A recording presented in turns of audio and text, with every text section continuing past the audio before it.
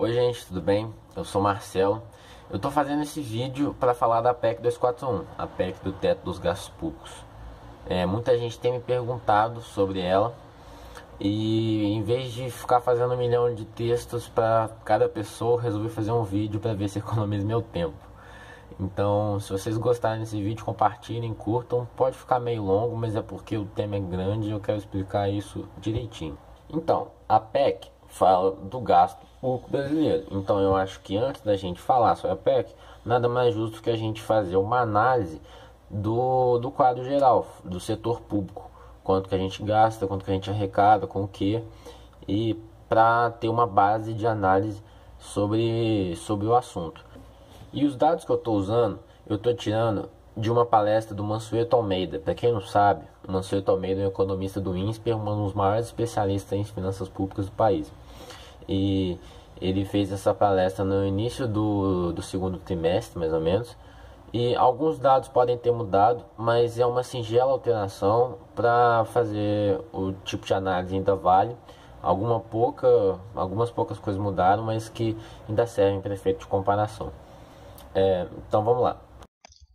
Então, antes de mais nada, eu peço desculpa pelo áudio, porque é o que tem. Mas enfim, se a gente ver esse gráfico, o Brasil é a barra laranja. Ele mostra que em 2015 a gente gastou 43% do PIB no total. Isso foi o que o governo gastou, enquanto que o governo arrecadou com o imposto foi 33% do PIB. Você pode estar se perguntando, mas está faltando 10%. De onde vem isso? O governo financia, pega empréstimo com o banco, pagando juros sobre isso. A dívida surge daí. A dívida pública nada mais é que a diferença do que o governo gasta porque ele arrecada de todos os anos passados. Isso é a dívida pública. Mas com o que a gente gasta? Esse gráfico aí nos ajuda a responder essa resposta.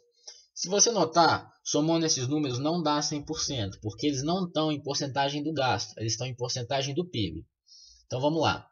Em 2015, a gente gastou 12,5% com previdência, 6% com educação, 4,8% em saúde, 0,5% com Bolsa Família, 0,8% com seguro-desemprego e abono salarial, 8% com pagamento de juros da dívida e outros pagamentos como de swap cambial, que é uma operação que o Banco Central faz, e os outros 10% são gastos como financiamento da máquina pública e pensões de funcionários públicos e outras coisas que não vale a pena ficar detalhando nesse vídeo. Mas então, a gente pode dividir em 3 grandes grupos.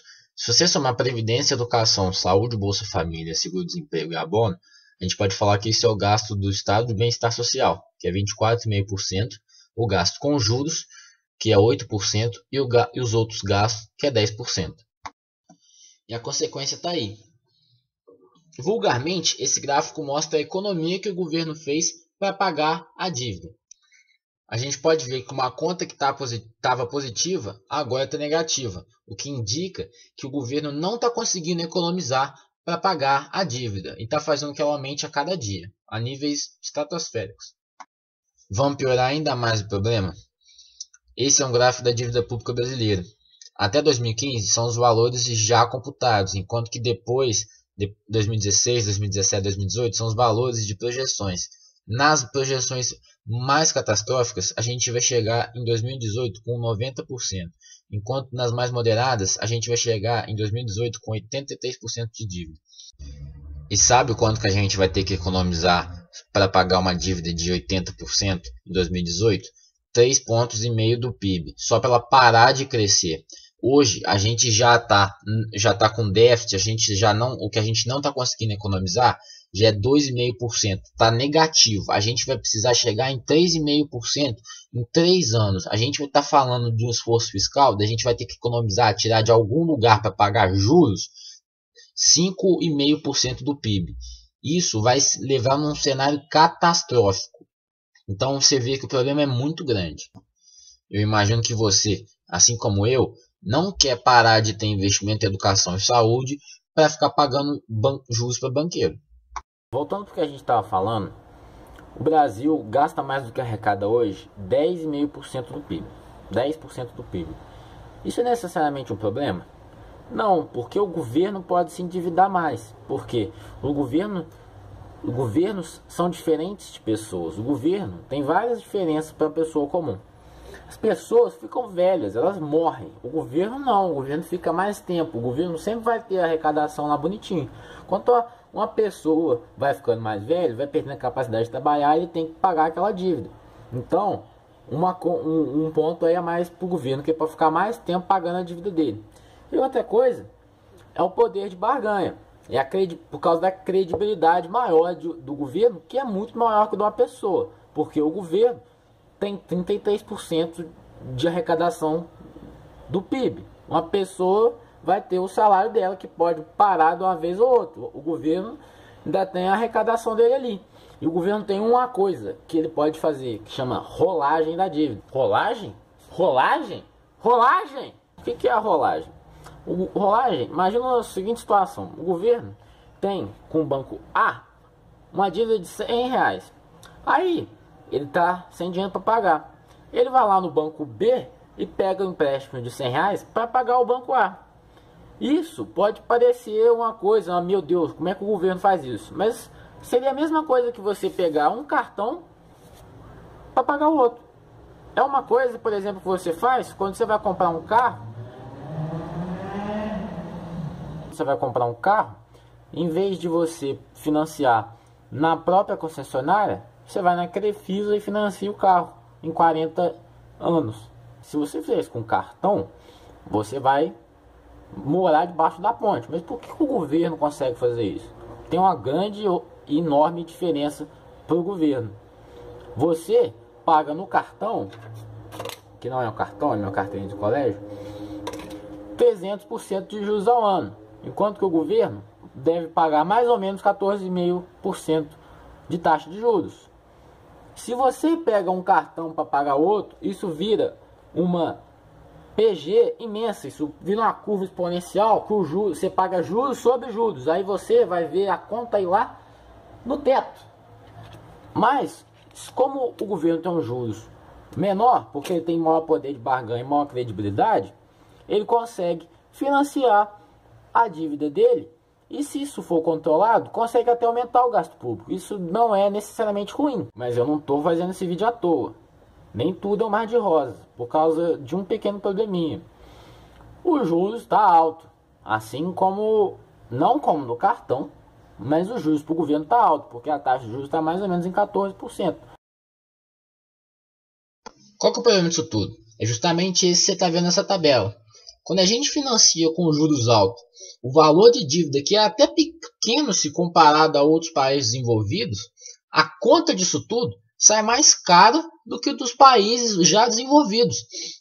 Que mesmo com a quantidade de dívida maior, como eles pagam menos juros, a conta sai mais barato do que a nossa.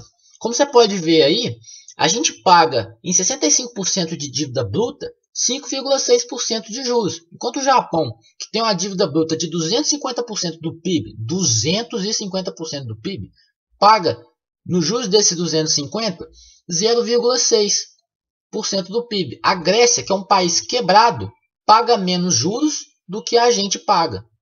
Esse é o problema de fazer. E já fica aqui a resposta para a galera que vai dizer: olha, o endividamento dos outros países é muito mais alto, a gente pode se endividar.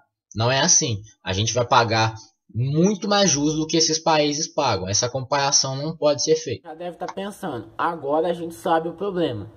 Vamos abaixar a taxa de juros. Não é assim que funciona. Primeiro, a taxa de juros ela não depende da vontade de um governante. Não adianta nada o governo falar: olha, eu só vou pegar financiamento agora com 0% de juros. Não vai.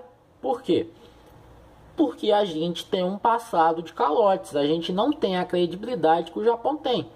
O investidor não olha para a gente como olha para os japoneses. A gente podia andar de olho puxado, mas não vai mudar nada. Porque a gente fez um calote em 83, um calote em 86, a gente fez um calote em 91. Se não bastasse esse passado negro que a gente tem no SPC e no Serasa Mundial, a gente ainda fica fazendo pedalada fiscal. A gente não está conseguindo economizar desde 2014, está com 2 anos de déficit de 170 bilhões. Então como é que você quer que o investidor venda crédito pra gente com juros de 0%. Calma, tio. Se você fosse vender esse dinheiro, se você fosse emprestar para o governo, para qual governo você emprestaria? Para o governo que consegue economizar e que vai te pagar de volta, ou para um governo que não está conseguindo economizar e que vira e mexe, dá um calote?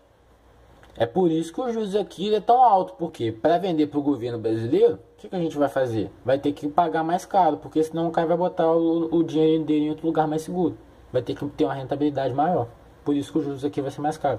A segunda e principal razão para a gente não brincar com a taxa de juros para diminuir o gasto público se chama inflação, porque a tendência é, se a gente for diminuindo essa taxa de juros, é que a inflação descontrole de novo. O que a gente pode falar que existe uma relação inversamente proporcional entre taxa de juros e inflação. Quanto maior a taxa de juros, menor a inflação, e vice-versa. Quanto menor a taxa de juros, maior a inflação. Lógico que isso daqui é para simplificar, mas eu vou explicar isso melhor. É só você pensar que uma taxa de juros maior significa menos gente conseguindo financiar a produção e menos gente comprando no cartão de crédito, no cheque especial e tudo isso. O que isso vai ser? Menos consumo. Menos consumo é mais inflação. Menos consumo é menos inflação. Se a gente baixar a taxa de juros, vai acontecer que a inflação vai descontrolar justo agora que ela está baixando. E o pior de tudo, não vai resolver o problema. Por quê? Você lembra que o que a gente gasta no total é 43%? Sendo que 8% é juros. Se a conta de juros fosse a metade, se fosse 4%, o gasto total ia ser 39%. O que significa um gasto com juros pela metade? Uma taxa de juros pela metade, saindo de 14% para 7%. Só com a inflação, só com juros de 7%, com a inflação de 7%, que é o que a gente está, isso tem um impacto louco na economia. A inflação é sobre igual uma doideira para não resolver o problema. Então, descer os juros não é uma solução. E só para falar, isso foi o que o Bolsonaro propôs no negócio, pra você ver como é que ele é antipopulista assim, ó. Mas foda-se o banqueiro é filho da puta, ele não trabalha, ele não faz nada. E eu não ligo pro que o banqueiro quer, eu não ligo pro lucro do banqueiro. Olha, eu também não ligo. Eu não tô aqui para defender banqueiro, até porque eu não conheço nenhum. Acho nem um pouco justo o dinheiro público ir pro bolso de um rentista, enquanto a população morre de fome e não tem educação e saúde direito. Agora, como é que a gente paga menos juros como é que a gente vai fazer o rentista ter menos dinheiro e mais dinheiro para a população? É justamente fazendo com que a gente pague menos. E a gente pague menos é mostrando, dando mais credibilidade, sendo mais poder de barganha com esse cara. Eu não estou aqui falando isso porque eu acho que a gente tem que deixar o povo sofrer. É justamente assim que a gente para de fazer o povo sofrer. É justamente assim que a gente vai ter mais dinheiro pro povo. Ah, mas a gente tem que pagar nada de juros para esses caras, não. A gente tem só que parar de pagar eles e pronto. Aí vai dar tudo certo. No, God! No, God, please, no! No! No! No! Cara, dar um calote não vai dar certo. É só você abrir um livro de história, né? Eu gosto, o pessoal gosta de falar de história.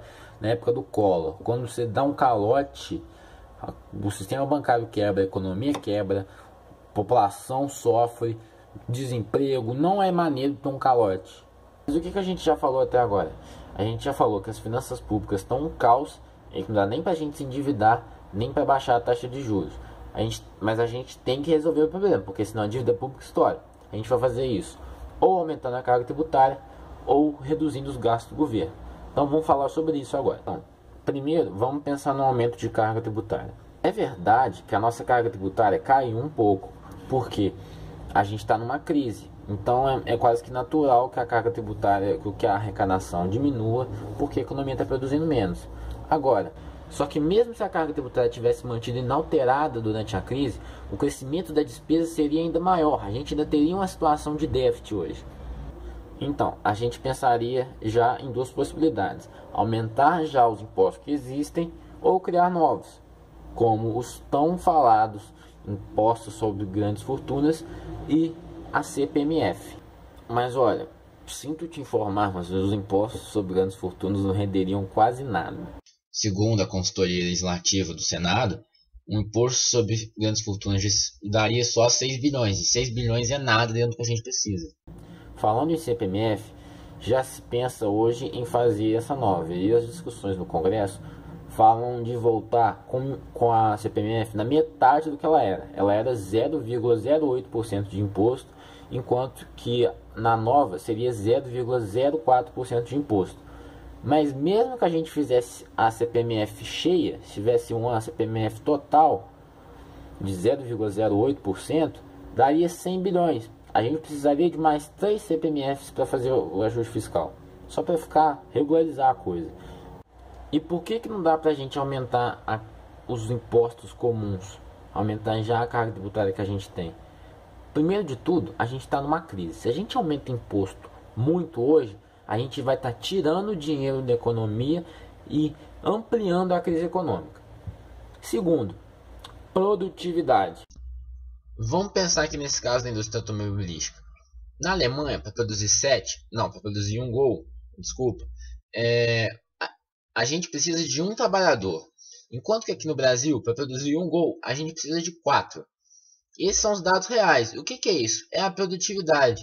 Para produzir a mesma quantidade de coisa, basta um trabalhador alemão. Enquanto que aqui no Brasil, a gente precisa de 4. Por quê? O trabalhador alemão é mágico? Não, ele tem mais qualificação. A máquina que ele trabalha é melhor. A fábrica que ele trabalha é melhor gerida. Enquanto que aqui no Brasil, por causa da baixa qualificação dos trabalhadores, se você colocar para trabalhar numa máquina que o alemão trabalha, os trabalhadores brasileiros vão nem ter ideia de como fazer isso. Se não bastasse isso, no sistema de transportes alemão, o Golzinho já sai ali em 2 horas, já está onde ele está, porque as ferrovias são boas. Enquanto no Brasil tem umas rodovias esburacadas, que encarecem ainda mais o processo produtivo. Aí pensa só, como é que você tributa da mesma forma a Alemanha e o Brasil? É lógico que a Alemanha, se você botar uma carga tributária de 40%, essa estrutura da economia mais desenvolvida, ela vai aguentar uma carga tributária maior. Agora, se você botar uma carga tributária de 40%, 50%, que é o que tem na Alemanha, num cenário de ineficiente, de baixa produtividade brasileiro, essa cadeia não vai aguentar. E o que vai acontecer é que vai ter que cortar de um lado e você vai piorar a economia. É por isso que essa comparação aqui não pode ser feita. Você não pode comparar países de produtividade muito diferentes e falar, olha, esse país tem a carga tributária maior, então o Brasil pode aumentar também. Não, porque a produtividade do Brasil é muito menor do que esse país. Mas então, a gente pode observar que só aumentar a carga tributária não vai ser o bastante para equilibrar as contas públicas. Então, eu esperei o vídeo todo explicando tudo que não pode ser feito, para agora falar o que eu acho que tem que ser feito. Justamente, a gente vai ter, infelizmente, que reduzir os gastos públicos. E olha, falando sobre a PEC 241, eu acho que ela vem para botar no papel, para formalizar o que já ia acontecer de qualquer jeito. Porque o gasto público brasileiro não vai poder crescer acima da inflação nos próximos 10 anos. E não pense aqui que eu estou fazendo a defesa do Estado mínimo, de alguma coisa que tem que reduzir o gasto público para sempre, que não tem que aumentar e tal.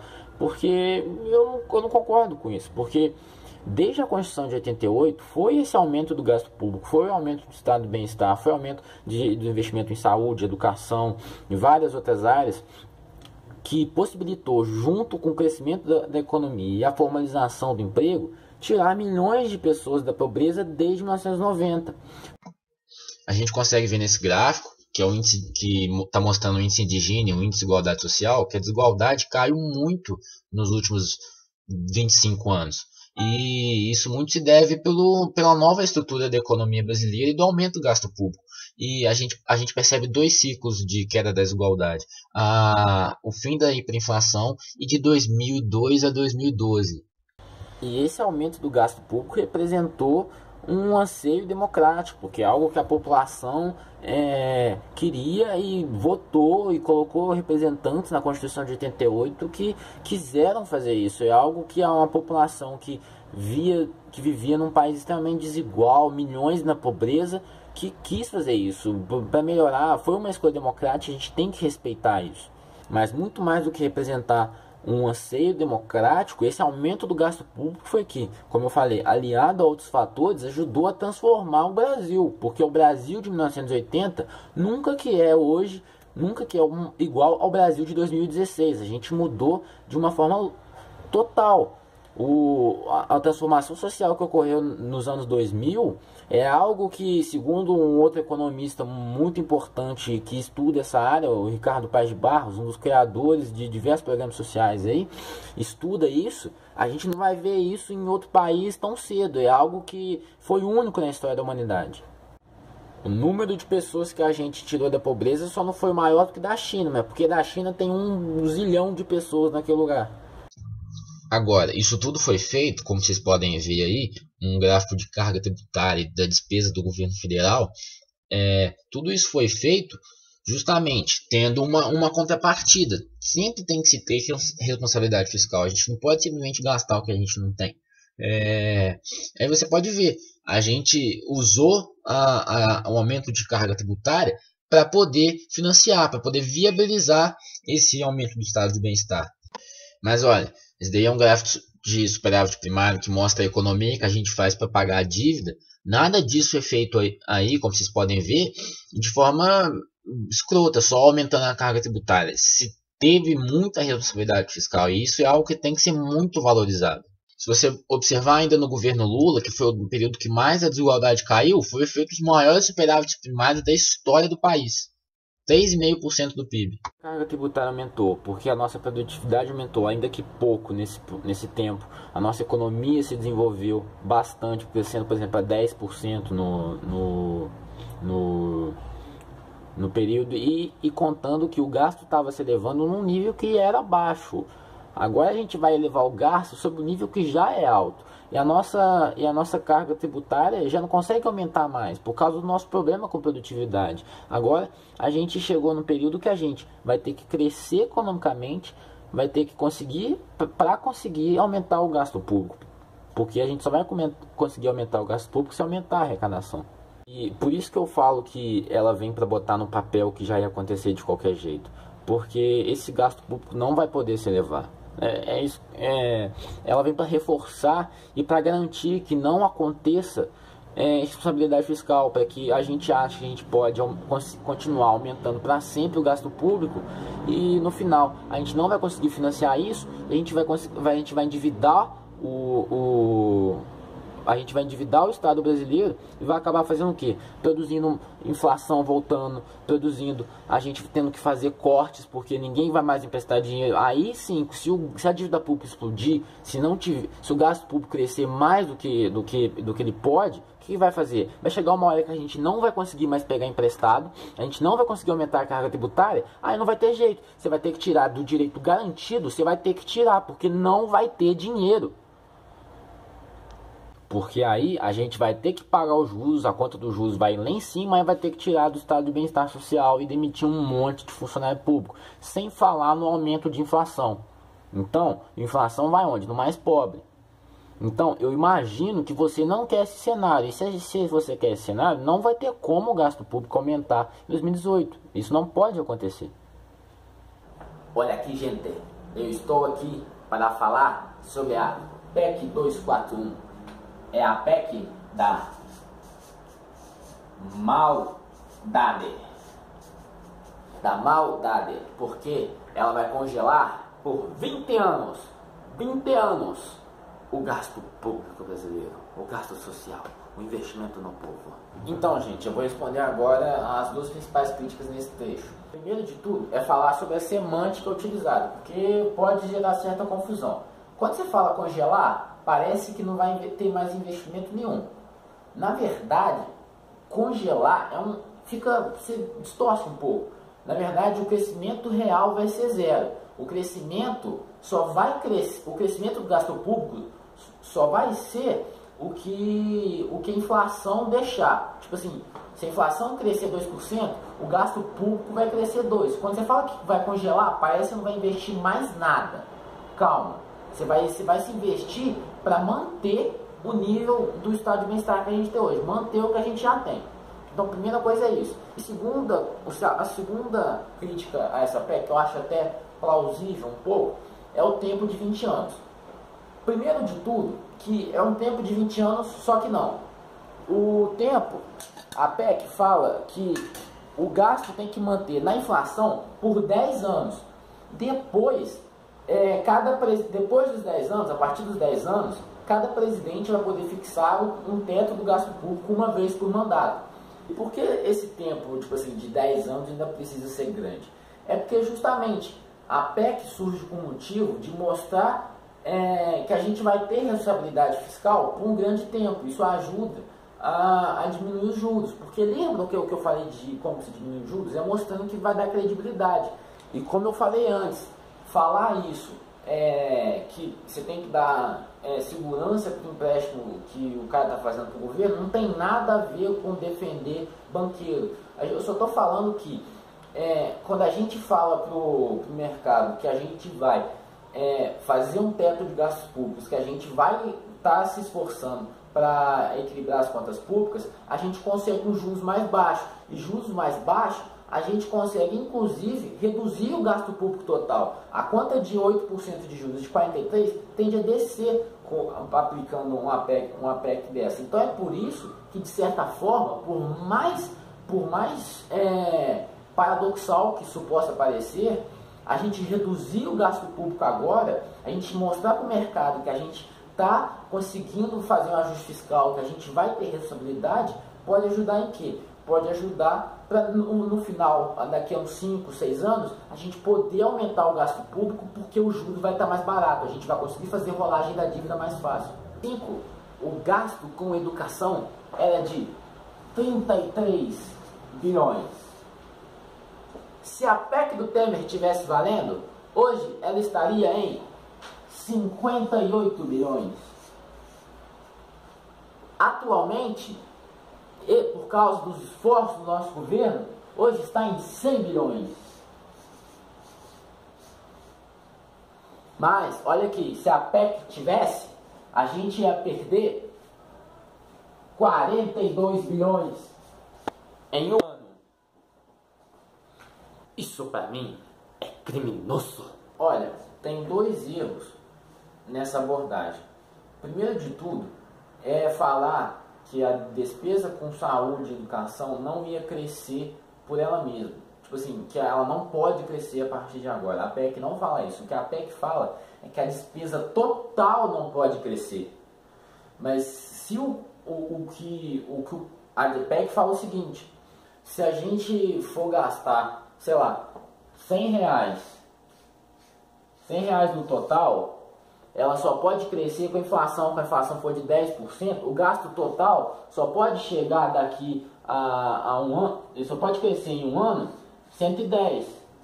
Mas, por exemplo, aqui a gente gastou, sei lá, vamos falar da minha casa aqui, a gente gastou 50 reais com água e 60 reais com comida.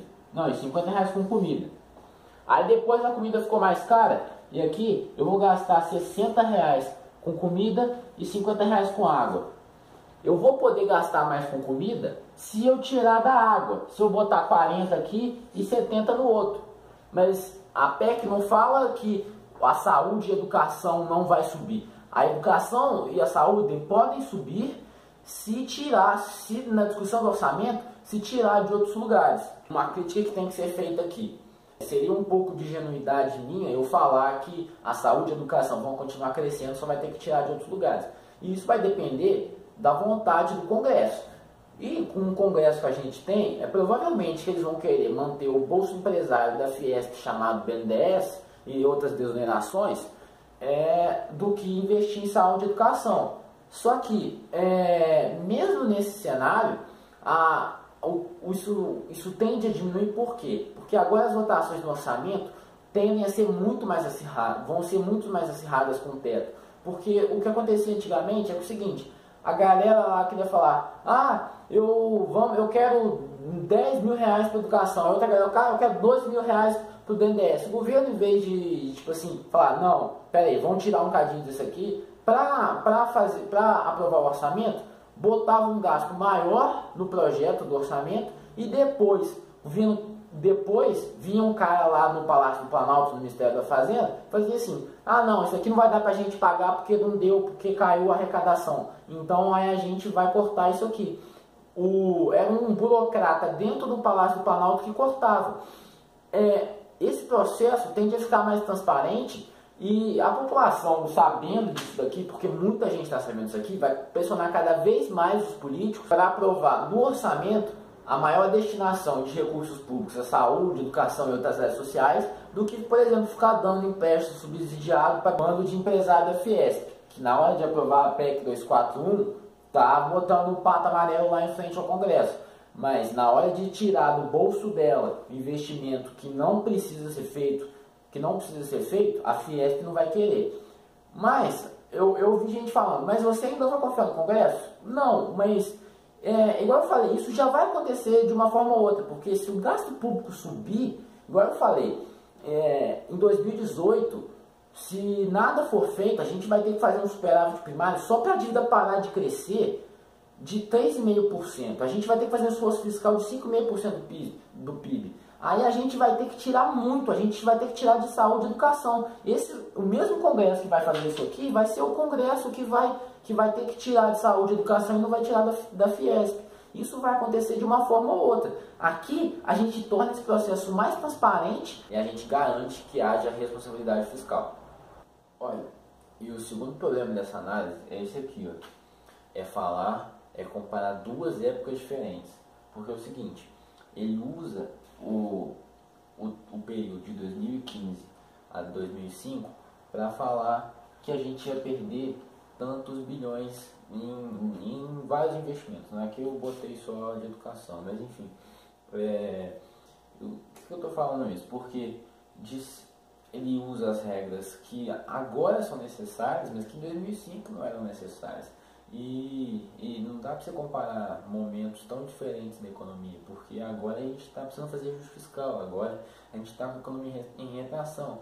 E sobretudo agora a gente já chegou num nível de tributação bem alto. Enquanto nessa época aqui, igual eu mostrei, a gente pôde e fez o aumento de carga tributária para financiar esse aumento do gasto real.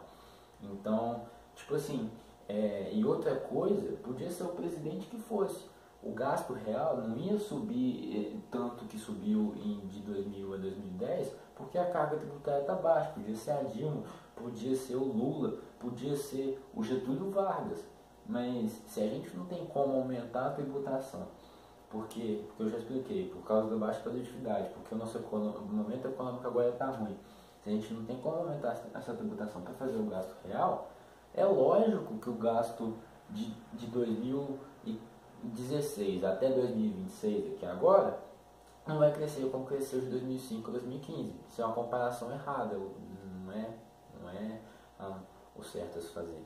Agora a gente entende por que eles precisaram dar o golpe. Porque o golpe não foi contra a Dilma, o golpe foi contra o povo brasileiro. Olha, eu só queria avisar para você que está nessa polarização, que não consegue olhar para uma proposta do Temer e pensar e ver se ela é boa ou não. Se você está nessa briga de torcida, eu só queria te avisar que a Dilma também fez uma proposta de teto de gastos públicos no início do ano. E inclusive não foi nem o Levi, foi o Joaquim, foi o Nelson Barbosa, ministro do Planejamento, que não gostava tanto do ajuste fiscal. Então, e tem suas diferenças, o projeto dela tem, sim, mas uma vez ou outra também ia acontecer isso aqui. Também ia ter menos destinação de recursos para a saúde e educação. Então eu aqui já quase que fazendo um apelo. Saia dessa polarização, você tem que debater ideia, não debater pessoas, não tem que ficar debatendo qual é a cor do meu partido que eu vou defender até o final. Isso é burrice. Então, gente, para sintetizar minha opinião, eu sou a favor da PEC 241 porque ela oficializa o que já ia acontecer de qualquer jeito. O gasto público brasileiro não vai poder subir acima da inflação. Colocando um teto dos gastos públicos, a gente impede a explosão da dívida pública, a gente impede o sucateamento do serviço público e a volta da inflação. Eu ainda digo mais, essa PEC é o meio para a gente pagar menos juros da dívida e ter mais dinheiro para saúde e educação, para a gente ter mais dinheiro para o povo. Eu acho que em um país injusto como o nosso, a gente tem sempre que olhar para os mais pobres, a gente tem sempre que visar tirar esse grupo da miséria, porque isso não é humano. Mas a gente tem sempre que fazer isso com responsabilidade, porque não adianta a gente tentar inventar a roda. A mudança social, ela tem que vir com responsabilidade fiscal, porque senão a gente vai voltar com a inflação, e a inflação persegue são os mais pobres. Eu acho também, se a PEC fosse do teto de cada área e não um teto geral, que as áreas não poderiam ser alteradas, a não ser que você tire de uma área para colocar na outra, eu acho que eu seria contra a PEC. Mas eu acho que nesse modelo ele é fundamental para o nosso desenvolvimento hoje e para a nossa melhoria social. Eu queria agradecer se você gastou esse tempo todo me assistindo. Eu queria agradecer realmente por dar essa atenção para mim. E eu acho que eu consegui abarcar tudo. Eu consegui falar por que eu sou a favor da PEC. Eu acho que pode até parecer um remédio amargo, mas se a PEC é um remédio amargo, como todo bom remédio amargo, ele cura. E ele é fundamental para esse caso. E eu estou aberto à discussão. Se alguém discordar, fala comigo, dá as ideias, mas respeitosamente. Eu não vou ficar aqui falando como certas pessoas que são a favor da PEC falam: ah, você é burro, se você não conhece matemática, se você não concordar com a PEC, e se você não concordar com a PEC, vai arranjar um emprego, seu vagabundo. Ou então quem é contra a PEC fala que você não tem coração, que você não conhece o povo, que você não liga pra ninguém porque você é a favor da PEC 241, que você faz parte da elite econômica que quer aparecer no César Romero. Eu acho que a gente tem que parar com esses estereótipos, com esse maniqueísmo. Quem não concorda de mim está necessariamente errado e necessariamente mal. É assim que a gente começa a polarização, e os efeitos da polarização a gente está vendo aí. E a gente tem que ser o agente redutor desse processo e não um agente indutor disso. Porque todo mundo fala mal da polarização, mas pratica ela todo dia no Facebook, na discussão, quando você já xinga e perde inclusive amigos porque você não sabe discutir de dentro. Então vamos debater ideias. Não debater pessoas, e sempre aberto para novos argumentos. E se for para se contradizer, não tem vergonha nenhuma, porque vergonha você tem que ter de insistir no erro, não de mudar. Obrigado. Se você gostou desse vídeo, compartilha. E muito obrigado aqui. Se vocês gostarem desse vídeo e quiserem que eu faça outro, me falem. E sei lá, deixe as impressões aí, onde vocês estiverem assistindo, no Facebook ou no YouTube. Devo para isso. E obrigado, tchau. Deu muito trabalho. Valorizem, por favor. Joinha e compartilhe.